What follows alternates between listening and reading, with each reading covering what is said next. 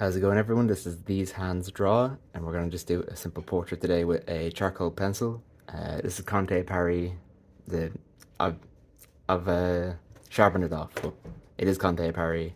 Just charcoal pencil B. They're really nice. You can't sharpen them with a normal pencil sharpener. You have to use a blade for these, and a bit of sandpaper helps too.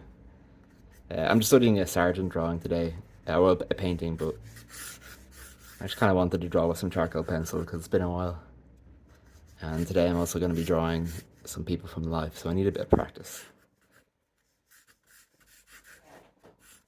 Now, I won't be chatting too much today, because I just kind of want to get used to the feeling of the pencil again. But I'm just getting in the easy shapes, you know, where my eyebrows are, where the hairline is, nose, maybe where the mouth is, and where the chin is going to be. But every time I work like this, you can really place them anywhere. Like, you don't have to be so careful about where you place them. For now, you'll figure out once you get the whole image in whether or not something is in place. You don't have to be so strict on yourself. You want to see the whole image before you make any decisions. Just kind of trust your gut for a little bit. And you'll be wrong and stuff, but the more you do it, the more you try to trust your gut, you'll get better at it. I always get messed up with the distance between the eye and the nostril. I always make it too long, and then I realize I make it too long, so I end up making it too short. Such is the struggles of life as an artist. So I'm still just kind of getting into general shapes here, using the charcoal pencil to make kind of nice directional marks, everything I work with. I think it's probably my favorite tool to draw with, though it's been a while since I've drawn with it. Because I like willow charcoal and I like drawing with a graphite pencil. But this gets a bit of the best of both worlds. I think I like the handle of a pencil and the darkness of a charcoal, the feeling of a charcoal on paper. Ooh, look, so I've already gotten this way wrong. Hang on. Let me concentrate for a second. Nostril to jaw.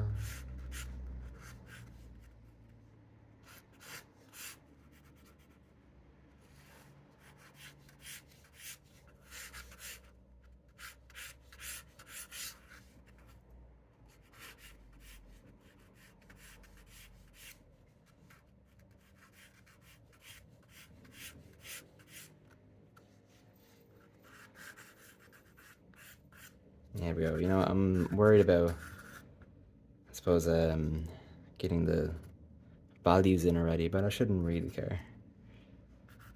So I really need to figure out this reference image situation, just because I got it in front of me, but I'm looking down my page. It always throws me off in my proportions.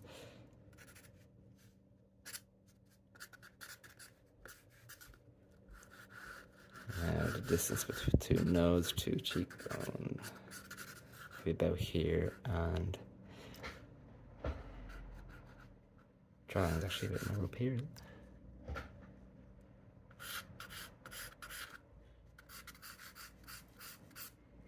The jawline in this image is above the lips but below the nose, the way it's tilted. Not that much above the nose though, actually.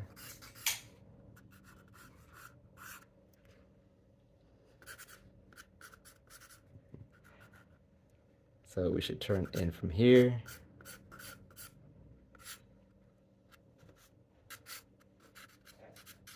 Kind of where that neck's gonna be, and here. And the image I'm working off of is kind of, it's like our head's like tilted to the right a little bit. The neck's completely over here. Let me see here. Let's try to get an idea for the hair as well. I'll supply the name of the reference image in the description. You guys can find it yourself. I get these reference images, or these high quality painting images from a website called ARC, or like Art Renewal Center. You have to pay a subscription for it. It's very cheap, but it's dead handy if you want some good references of high quality paintings to study from. Where's that ear? Just above the nostril. So that's where it is. Same here.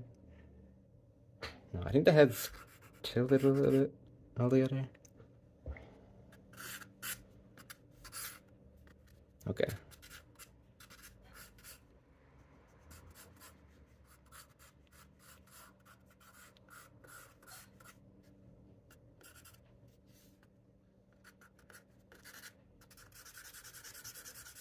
Just get some value in quickly. I think this is also the other thing I like about charcoal in general. It's like you don't have to faff around trying to put in all your value with graphite.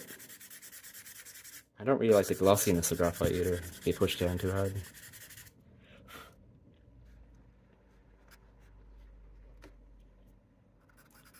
I'm gonna sit back from my drawing a little bit, or my page a little bit, just so I can see what I'm doing. 1 second, guys.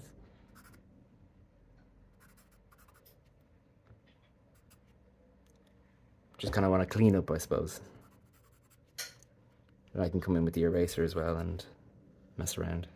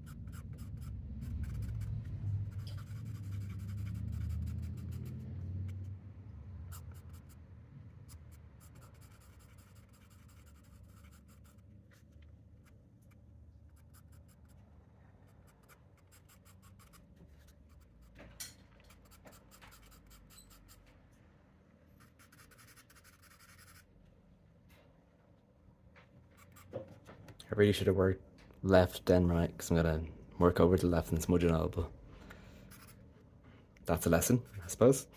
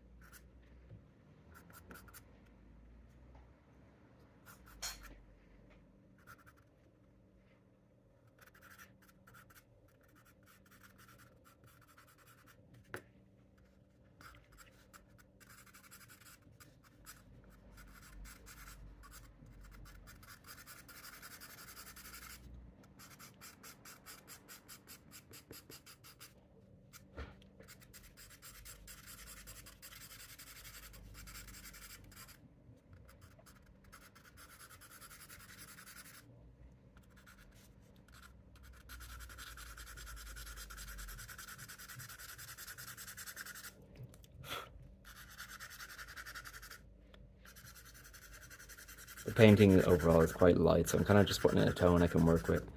Maybe I'll use the eraser for lighter bits.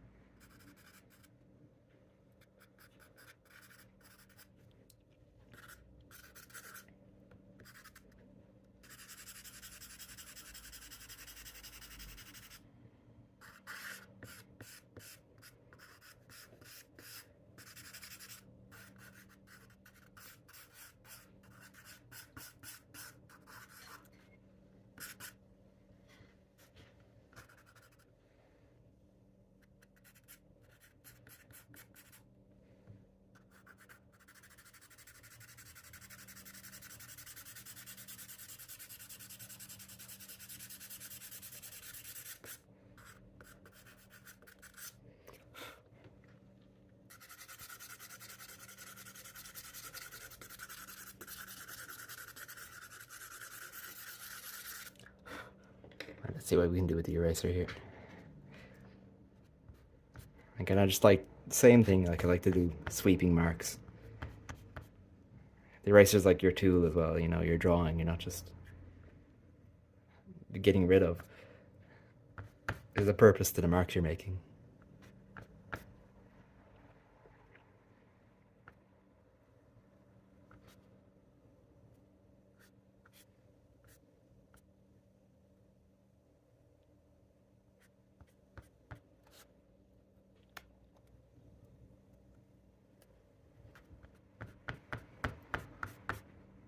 If you ever find your eraser still making kind of dirty marks, it just means you need to clean it. Easiest way to clean it is just to mess around with it. This is a putty eraser, by the way. It's the only ones I use. I think they're great. You can make any shape with them. They're pretty versatile.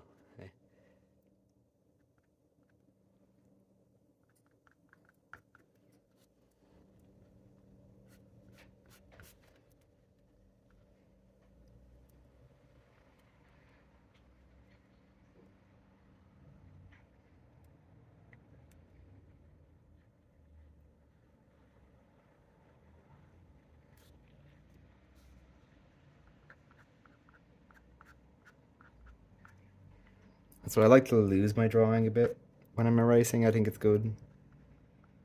It means you can kind of find it again, and you're not committed to what you first put down, which is great.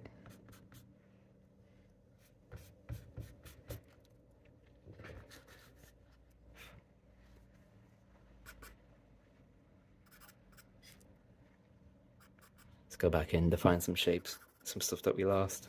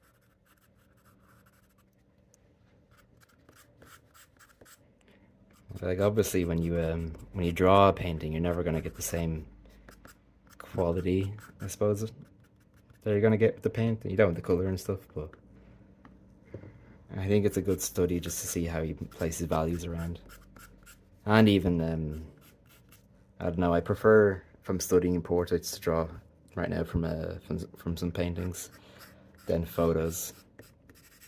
Like they nearly feel more real, I suppose. Like especially these paintings, they're painted from life. And painting and drawing from life just always feels better than just from a photo. If you haven't done it, I really recommend it. Like it means like when you draw from a photo, you're not as I suppose like restricted even. You can kind of play around with it a lot more because you know what it's supposed to look like. You know what information you're missing when. Because the camera just won't ever capture what the human eye can see. It's kind of easy to fall in that trap of like, you need to make it look like the photo, which is not true.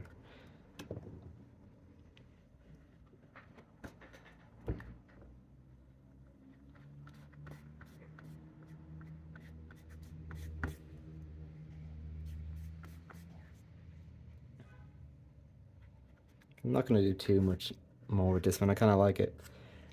And the quality of the charcoal pencil, I think, always shines really nicely if you just kind of leave it as much as you can. Just something a bit gritty about it all.